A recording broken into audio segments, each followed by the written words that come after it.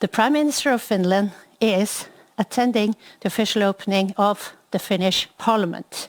And I'm impressed and delighted that she nevertheless takes time out to join us in a while. Secondly, the Prime Minister of Iceland will also be in the Icelandic Parliament as we speak, and she has also made herself available. But with this uncertainty with regard to startup, we will manage, but then you know. Why we start with the Prime Minister of Norway, Erna Solberg. Prime Minister, are you with us? I am with you. Thank you very much. Prime Minister, I just wanted to touch upon one point. You know how when you start your career, your CV is very short, and then it grows bigger as you progress. But when you come to your level, you're Prime Minister of Norway, then it becomes very short again. You're the Prime Minister. This is my introduction. The floor is yours. Thank you very much. And I would like to start by saying it's very nice to be here with you. And to all friends of the Arctic, when we look at the Norwegian Arctic, we don't see a frozen wasteland. In fact, we see the exact opposite. We see a region of opportunity. We see an entry point for sustainable and science-based economic activity. We see a global knowledge hub about everything in the Arctic. We see a large part of our territory, home to 9% of our population. And we see a region where bridges and cooperation thrive. Late last year, my government put out an Arctic white paper to map out some of their opportunities. It presents a clear vision for viable communities in the north where people can live and prosper. The vision took shape in this region. For the past 2 years, we've had more than 100 conversations across the Norwegian Arctic.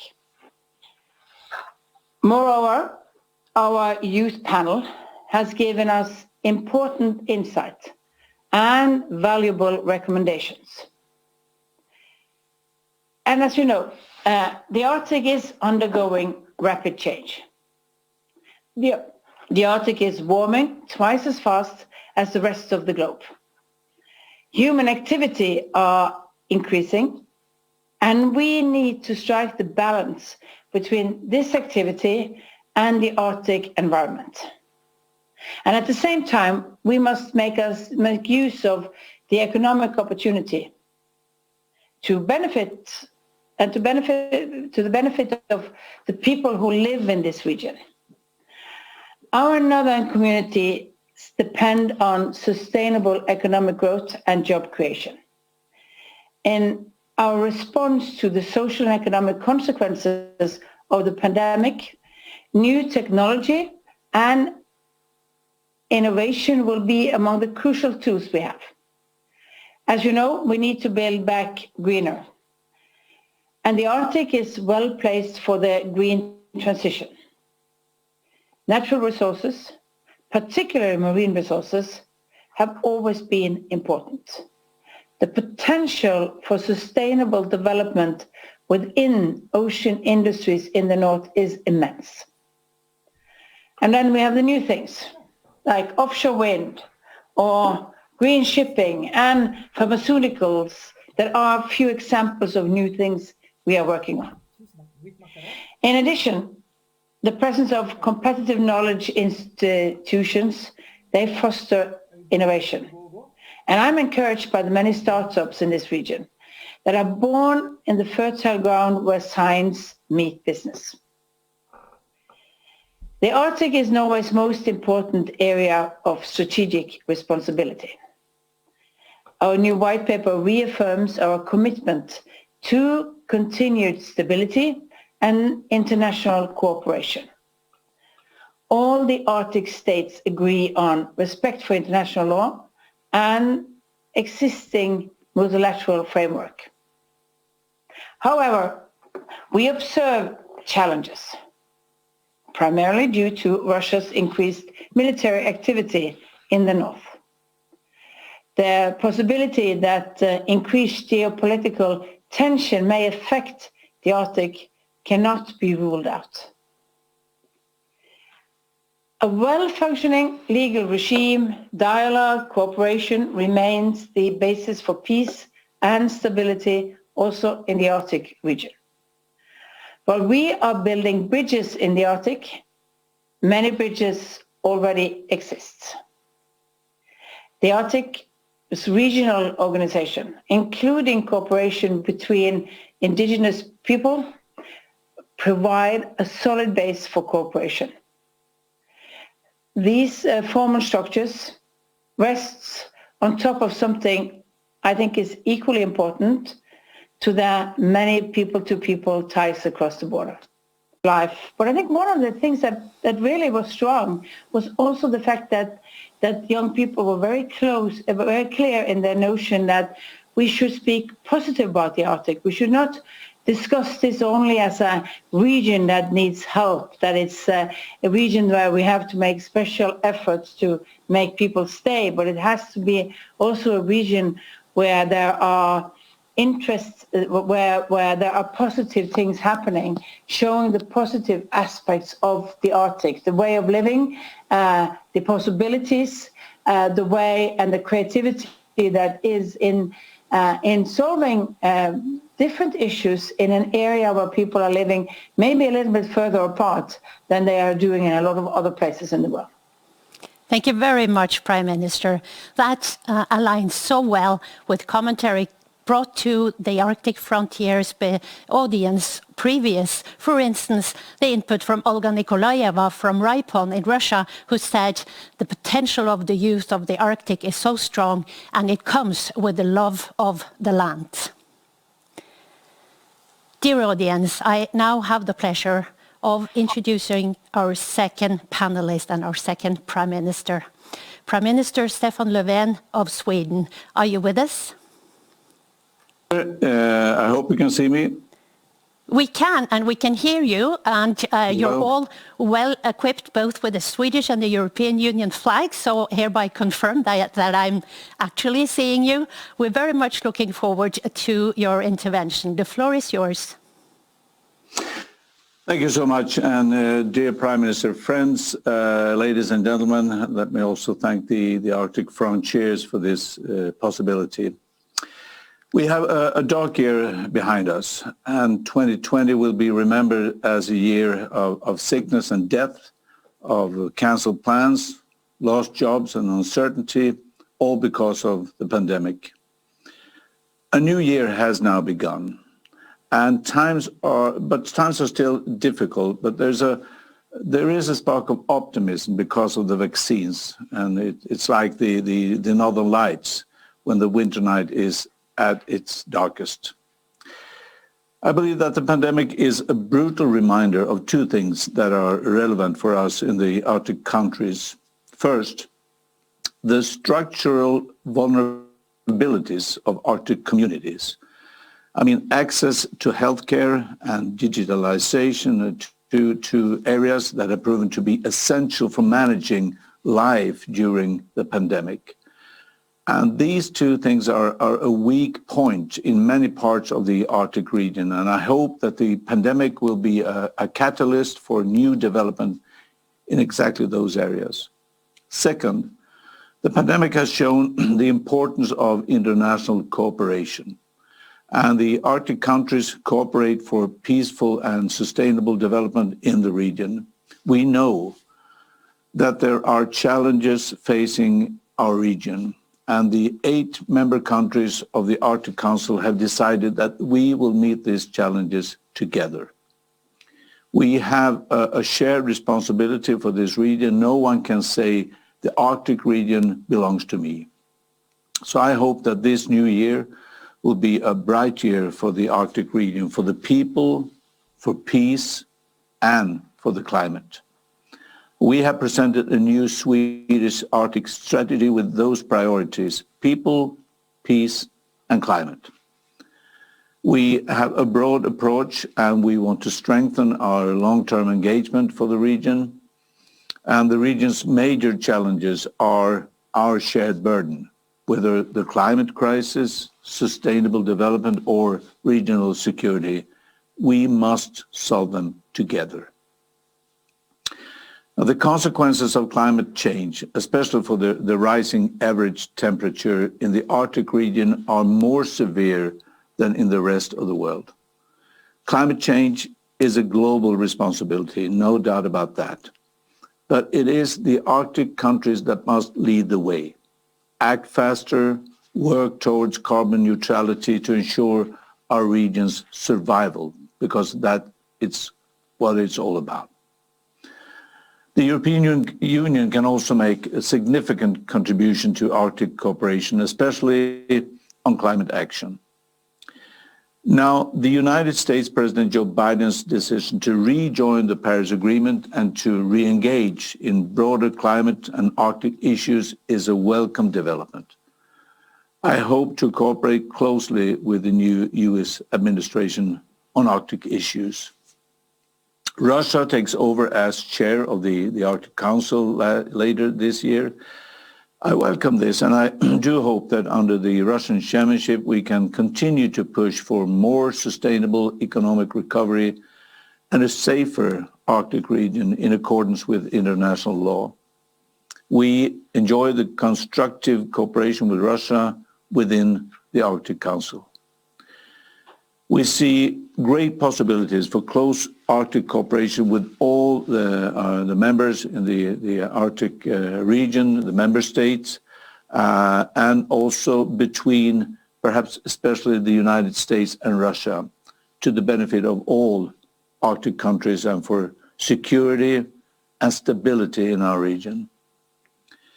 We must focus on the main objective of our cooperation: to keep the Arctic region a peaceful place without tensions between its members.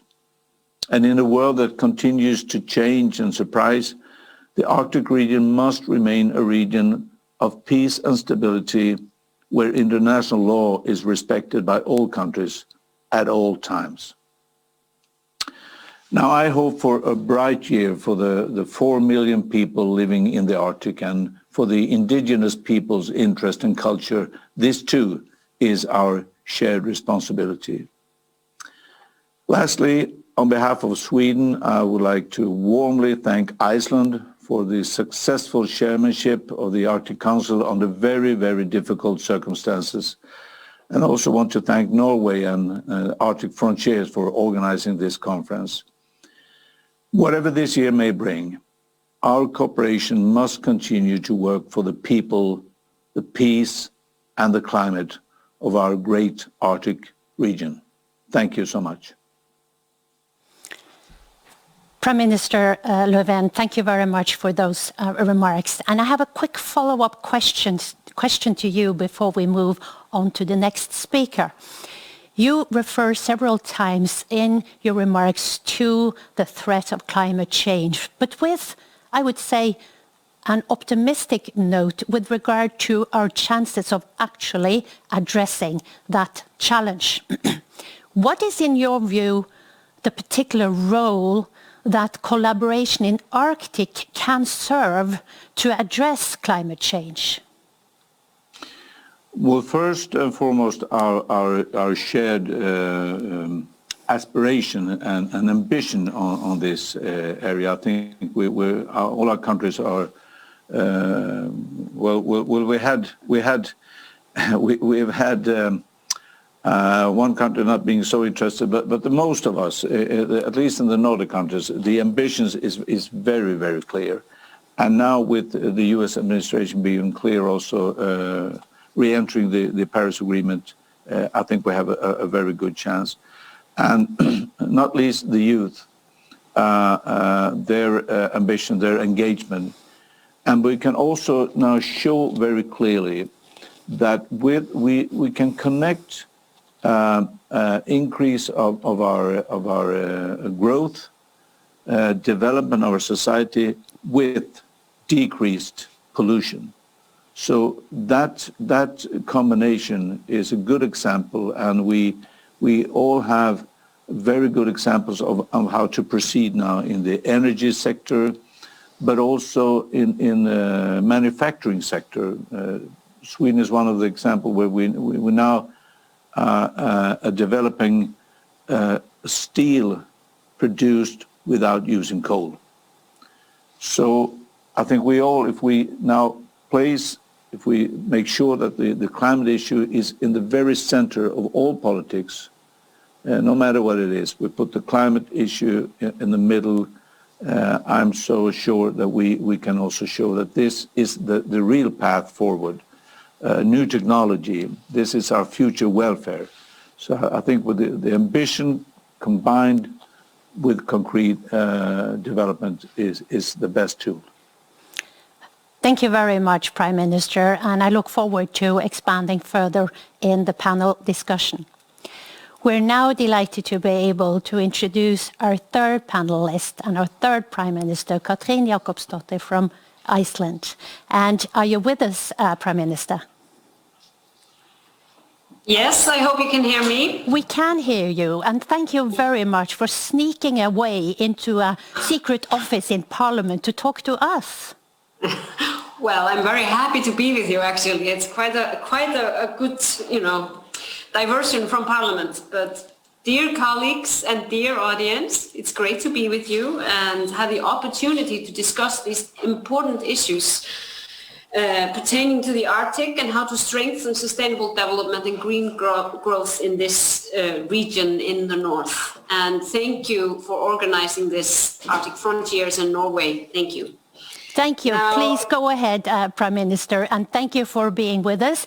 And I just say I understand that it is possible that you will be pulled away again, and then already the audience knows. But I hope you can stay with us until the end of the panel. We see what you can do. Go ahead. The floor is yours. I'm planning to stay. So lovely. Well, now to begin with, as you know, Iceland has chaired the Arctic Council for the past 2 years, as was mentioned, and this May we will hand the chairmanship gavel over to Russia. Iceland's chairmanship program, Together Towards a Sustainable Arctic, seeks to balance the 3 pillars of sustainability: society, environment, and economy. And of course, as you have mentioned, dear colleagues, the chairmanship has been affected by the pandemic. But all in all, I believe it has been successful, and we have managed to adapt to new circumstances. And also, I would like to say, I think, obviously, the pandemic has really forced us to re-evaluate and rethink everything we have done in the past, and hopefully we will take some lessons from it too for the future. And I think this last year has actually demonstrated the resilience and the flexibility of the construct of the Arctic Council, and its members have been able to coordinate and work together across borders, long distances, and not least multiple time zones. But I think I must mention here, as Stefan mentioned earlier, that the online cooperation has clearly demonstrated the importance of good connectivity. In the Arctic, we have learned that there is room for improvement where bandwidth is concerned. Now, COVID-19 has affected the communities in the Arctic region just as the rest of the world, and the necessary steps taken to fight the pandemic, including social distancing and isolation, have proven difficult for many Arctic communities, where people actually rely to greater extent on intergenerational contact in their daily lives. And I think this is one of the lessons we have learned from the pandemic, the different effects on different societies. Social distancing and isolation have taken an additional toll on people's mental health and well-being. And there have also been reports of increased domestic and sexual violence during quarantine and lockdown. These are concerns echoed across the world, not only in the Arctic, but gender inequality in the Arctic is an ever important issue and very close to my heart. And it is a must for us, all of us political leaders in the region, to do our best to put in place policy measures and legislation to better support the communities in their efforts to make progress when it comes to gender equality. Mainstreaming gender into our policies and political processes at circumpolar, national, regional and local level is of utmost importance, and so is making sure to have gender-responsive measures in relation to the pandemic. We believe actually that gender equality is an important element for achieving sustainable development in the Arctic region, which ties in with our overarching chairmanship theme of sustainable Arctic. And I think if we look at history, we will see that pandemics are often followed by increase in inequality, inequalities in general, but also gender inequality. And I think this is something that we must take special notice of when we are talking about the Arctic. It's important that the Arctic states continue good collaboration and cooperation. The Arctic Council explicitly excludes military security in its mandate and is therefore well suited to promote peace, stability and constructive international cooperation in the region. The 8 Arctic states have made it their mandate to keep the Arctic a low tension area. This is a conscious effort and all the more important for it. There is much to gain for everybody involved to keep things that way, to keep things peaceful and stable. Now, the same can be said about climate change. The effects of climate change are having a huge impact in the Arctic, both for the environment and for the inhabitants. And we often say what happens in the Arctic does not stay in the Arctic. And this is especially true when it comes to climate change. Perseverance and resilience need to be at the forefront as sustainability continues to be an essential trait for our existence as we learn to adapt to a changing climate. It's imperative that the Nordic countries nurture good relationship and collaboration with our Arctic neighbors and other international stakeholders by strengthening the foundation with scientific research and monitoring for both national policy making and global cooperation. And hopefully the good cooperation in the Arctic can have a spillover effect elsewhere, a confidence and security building measure, if you will. Now, I would just like to comment on the point made by Admiral Solberg here earlier on the importance of involving youth in our policy making, and I couldn't agree more. The spotlight was put on youth during our presidency in the Nordic Council of Ministers, and I think it actually had a very positive effect on the Nordic cooperation, and I think that same could be applied to the Arctic cooperation, so I absolutely agree.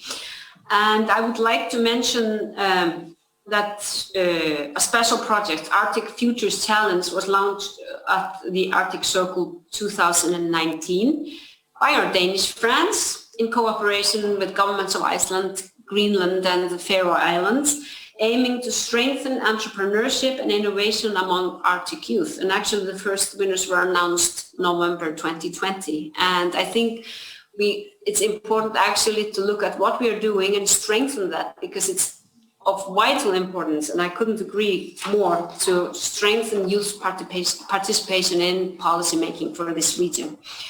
And finally, just to conclude, I think talking about lessons learned from COVID, I think we have an opportunity, all of us, to choose a greener track for our societies in the Arctic as elsewhere post-COVID-19. And I think it's of vital importance that we won't let that opportunity go to waste.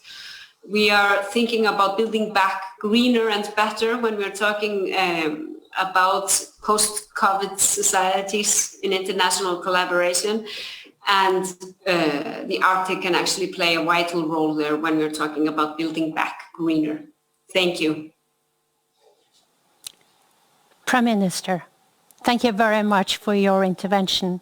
I have a quick question for you before we move on. I was intrigued to hear that you talk about both domestic violence increased in lockdown, and you talk about the ambition of low tension in the foreign policy arena. And that's quite a stretch, a big scope to put into an Arctic agenda. And you mentioned gender equality. Very concretely, Arctic Council is the preeminent organization body for the Arctic nation states collaboration. Do you find that gender equality gets its place as it should in the Arctic Council context?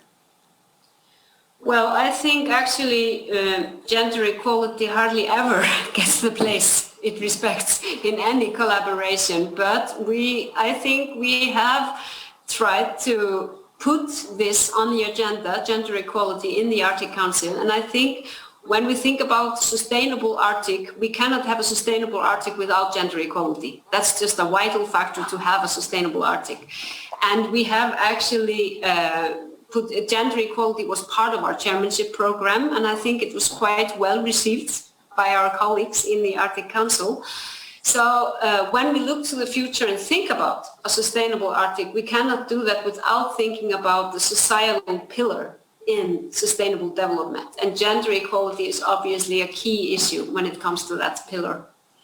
Thank you very much, Prime Minister Jakobsdottir. That was very helpful commentary, and I'm sure we will revert to that dimension in the panel. Ladies and gentlemen, let's have a quick video break into the presentation where we will introduce Andreas Østhagen of Fridtjof Nansen Institute. He's a senior research fellow and engaged in the study of the Arctic and the geopolitical issues therein. Let's listen to what he has to say. 10 years ago, it was common with predictions of an impending resource race towards the Arctic or an upcoming scramble towards the north. Today, however, we know that these predictions were not accurate. In fact, the Arctic is a governed place, and the Arctic states are even mutually dependent on each other if they are to develop their respective Arctic regions. However, over the last couple of years, we've seen another type of tension increase. On the one hand, there's a fear of a military buildup, especially in the European parts of the Arctic, where NATO and Russia are exercising at the highest levels since the end of the Cold War. On the other hand, China has emerged as an Arctic actor. Although not an Arctic country, especially the United States has chosen to call out Chinese interests and possible Chinese actions in the Arctic in fear of the future. So, what can the Nordic countries do with this situation? How can the Nordic countries help de-escalate and be, if you will, the parents in the room when these great powers are clashing?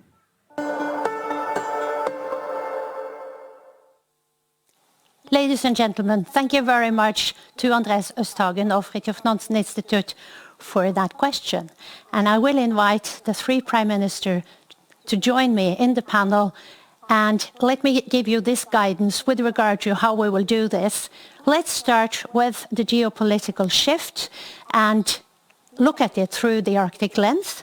And then we'll move over to the COVID-19 green recovery thereafter, building back better. But let's start with geopolitics. Prime Ministers, it's a pleasure to have you here. I would like to start with Prime Minister Erna Solberg. The question from Andreas Østhagen is, do you think the Nordic countries can be the adults in the room? And is there a room and are there children? Go ahead. I don't think you should start out by saying that somebody has children and others have the adult role in this. I think we have different interests.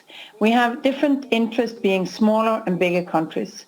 We have different economic interests. We have different strategic interests. And Norway is a member of NATO because we have a coastline that is so vital for our neighbor Russia to control that we need to have that extra support from an alliance to secure in case something should happen. So in a way, we are linked to our Atlantic bonds and the NATO structure in this. And of course, we will always make sure that we can show that we are prepared to take control of our own future in the fact that we can also militarily defend our own country together with our allies. But that's one point, of saying this is a strategic, this is a balance that we have to strike to make sure that we can defend our freedom. But we also work on the fact that we would like this area to be predictable, cooperative, make sure that we know what each other are doing, that we have openness in our different views. I also understand that Russia has a legitimate challenge when it comes to their security. So if we can just have rules, regulations and guidelines in these areas, it will be easier because we are understanding our different interests. And I think we should base it in a bit on these facts.